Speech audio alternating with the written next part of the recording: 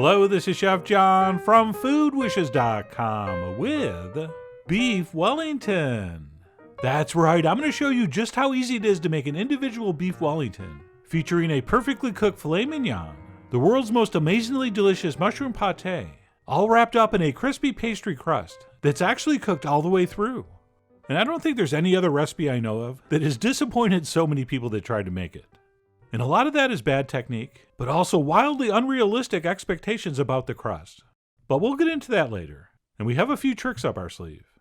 But first we need to get started by making our duxelles, which for me is going to start by slicing and then finely chopping up these brown mushrooms. And while most recipes have you do these in a food processor into a fine paste, alright, for me using that method, the mushrooms just don't dry out and caramelize like I want them to. So I'm going to take the extra 3 or 4 minutes and chop them up nice and fine like this, at which point we're going to cook those down in a ton of butter set over medium-high heat, along with a nice big pinch of salt. And what we'll do is cook those stirring for as long as it takes for them to become beautifully browned, deliciously caramelized, and almost fully dehydrated, which is going to take a few minutes, so don't be in a hurry. And as usual, when we cook mushrooms, they're going to be all wet and soggy at first, but then eventually they will dry out, and all those little pieces will start frying in that butter. And before you know it, they will look a little something like this. But we're not done, because once they get to this stage, we're going to add some minced shallots. Or if you want instead, a little bit of onion and garlic. Or hey, you could put all three. And we'll go ahead and cook that for another few minutes, or until those shallots soften and sweeten up and turn translucent, as well as our mushrooms get even browner and more beautiful. Or in other words, looks a little something like this. And then once that happens, we're going to finish this up with a little bit of freshly ground black pepper, a couple shakes of cayenne, and a couple 3 tablespoons of white wine, which is my preference, even though a lot of recipes call for things like cognac or brandy or sherry. For me, those are a little too sweet for this very rich dish, so I prefer the white wine. And basically, as soon as we stir that in and that wine evaporates, which is only going to take a couple seconds, we will turn off the heat, and we will transfer this into a bowl to cool. And then as soon as this mixture is about at room temperature, we will add the last and most important ingredient, 2 ounces of the finest truffle-infused pate you can find. And we will toss that in and mash everything together with a spoon. And please note, we're going to need one of the smooth-style pates for this. Not that coarse stuff which they usually sell as country pate. Alright, the smoother the better. And if you can't find one that has truffle in it, don't worry. You could, if you want, just add a few drops of truffle oil to a regular one. Or just do it without, but it really does add a nice flavor. And generally, the fancy grocery store you go shop at, to find this and the puff pastry and the filet mignon, they're going to always have a few different kinds of pate. And almost always one of them will feature truffles, along with duck liver or chicken liver and or pork liver. In fact, not to brag, but mine had all 3. And it might not look like it, but that is one of the most delicious things you will ever taste. And if you just stood there and ate the whole bowl, no one would blame you. But please don't. So we'll just set that aside and move on to the beef. And for each beef Wellington we plan to make, we'll need 1 piece of perfectly trimmed center-cut beef tenderloin, which we are generously going to season on both sides with salt and freshly ground black pepper. And we'll want to make sure we get some salt and pepper on the sides as well. And as far as the portion size goes, we have to get one that weighs between 7 and 8 ounces. Okay, so make sure your butcher weighs them and shows you. And if you're doing more than one, they have to all be the same. And if you're keeping score at home, mine was exactly 7.5 ounces, which I think is ideal. And then what we'll do once this is seasoned is go ahead and brown it up in the same pan we did our mushrooms in, that we toss some more butter into and set over high heat. And to be clear, we are not cooking the filet at this point. We are just browning the surface to give it a little bit of a head start and also create a ton of flavor. And as you can see, I like to do this thing where I kind of sweep the butter that's melted in the pan underneath the filet, which may or may not do anything, but it makes me feel good. And I assume the same goes for the beef. And besides searing both sides nice and brown, we will also want to give those sides a little color as well. And that's it. Once that's been nicely browned as shown, we'll transfer that onto a plate and then into the fridge so it can chill before we wrap it up. Speaking of which, let's talk puff pastry. Alright, one reason I really prefer the individual beef Wellingtons to the ones done with a larger whole piece of tenderloin is because the frozen puff pastry you get at the store almost never comes in nice large sheets. Okay, it's usually creased and folded into panels like this, which makes working with larger pieces of beef much more problematic.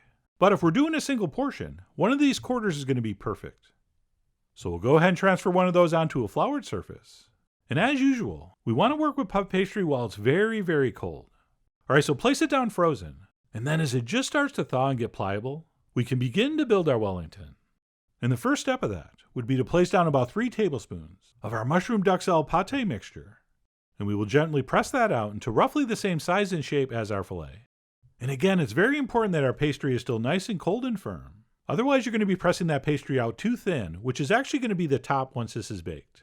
And then once that's set, we can go ahead and top it with our chilled fillet, but not before we spread it with a little bit of Dijon.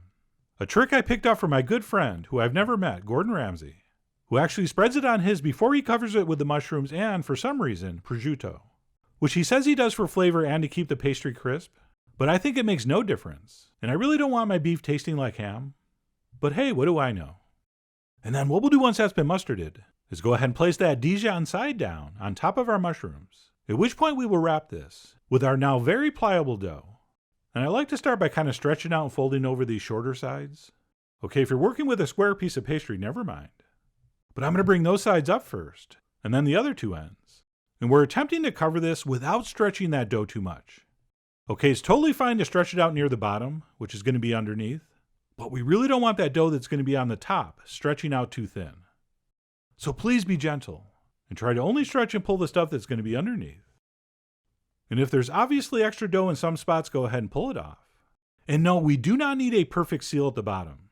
In fact, a couple small holes is actually an advantage, since that's going to allow some moisture and steam to bubble out underneath, and I believe will help keep the top even crisper.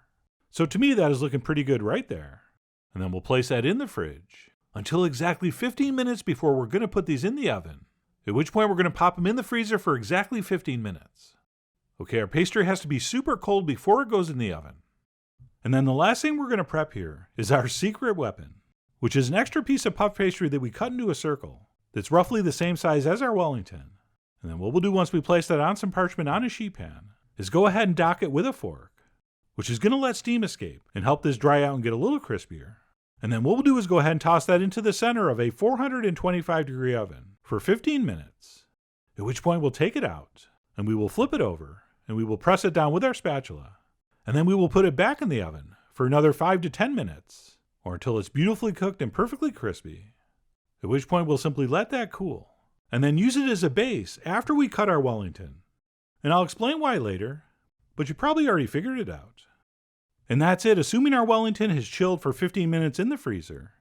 We'll go ahead and pan that up, which I'm going to do on top of some foil, with a piece of parchment from the package of puff pastry. Okay, it might not stick to the foil, but I wanted to be safe.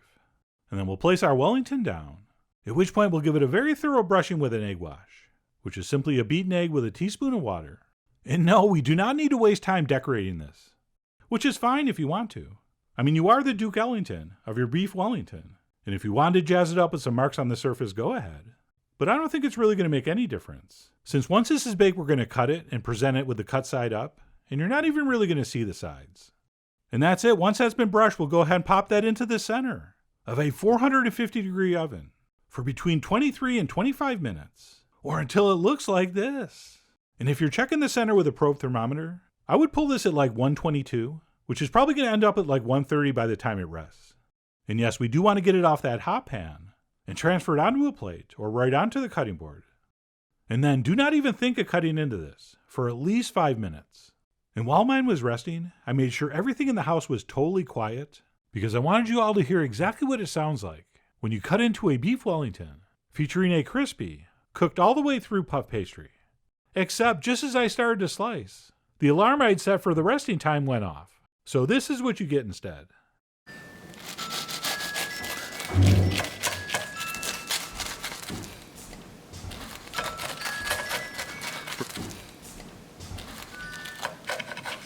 But anyway, hopefully you could hear how crispy that was. And you can definitely see how perfectly this is cooked. And then after cutting it in half, I'm going to trim and then eat a little bit of puff pastry off both sides, which is going to help it sit up nice and straight on our plate. And that's it. We'll go ahead and plate up by transferring that on top of that crispy piece of puff pastry we cooked earlier. And yes, if you're going to do a classic old school recipe, you have to go with some old school classic plating as well. Oh yeah, that is how you got a Michelin star back in the day. Oh, and by the way, I really do think we want our filet to have that beautiful rosy color, but it still has to be hot to the touch. Okay, if it's a beautiful rosy color, but it's still lukewarm or cool to the touch, it's too rare. Or at least I think so. And then feel free to serve this however you want, but I went with a very simple brown pan sauce, which is nothing more than a very high quality beef stock reduced down with a little bit of wine vinegar and then finished with butter. And yes, I'm going to do a quick video for that, but very, very simple and easy, and I think beautiful. And that's it, our surprisingly easy, perfectly cooked without a whole bunch of extra tricks, beef Wellington is ready to enjoy. And one thing that you have to know here is no matter what technique you used, and no matter how perfectly crispy your puff pastry was coming out of the oven, as soon as it's cut and you're serving it, that pastry is definitely going to absorb meat juices and fat and become saturated with all that goodness. But that's normal and fine and delicious. Okay, there's a huge difference between soft pastry and raw pastry. So as long as your pastry cooked all the way through, and it looks like a thin piece of bread and not like a piece of raw cookie dough, you did a great job and should not be disappointed in any way. But because everybody does like crispy, buttery, flaky pastry, that's why we put the extra bit underneath. Because now we get the best of both worlds. Okay, we have that pastry that was wrapped around the beef and mushrooms, which is crispy on the outside, but as we discussed on the inside is soaking in all those glorious juices. And then we're pairing that with the unsaturated, extra crispy pastry on the bottom for a 1-2 punch that's hard to beat. But anyway, above and beyond the texture of our two different kinds of pastry here, the flavors in this thing are just out of this world. Right, that rich savoriness of that pate sort of melted into those mushrooms, which were already an umami bomb, really just defies description. And no, if I didn't tell you, you would have no idea there was liver in this. So please relax and make it as shown, because it really is perfect. And I think one reason this recipe got so complicated over the years is that people kept trying to come up with tricks for keeping the pastry super crispy, like wrapping it in Parma ham or wrapping it in a crepe to absorb the moisture. But trust me, none of that really matters, since that pastry is always going to soften and absorb moisture once it's cooked. That is just science. So we're not going to obsess, and we're going to hedge our bets by cooking that little extra piece of pastry, and then we're just going to allow ourselves to enjoy this as the food gods intended, with no regrets and no second thoughts, although possibly a second glass of wine. And no, it's not nearly as hard as you thought it was. As long as your technique is sound and your expectations for the pastry realistic, you should be able to produce something as good or better than this, which is why I really do hope you give this a try soon. So please follow the links below for the ingredient amounts, a printable written recipe, and much more info as usual. And as always, enjoy.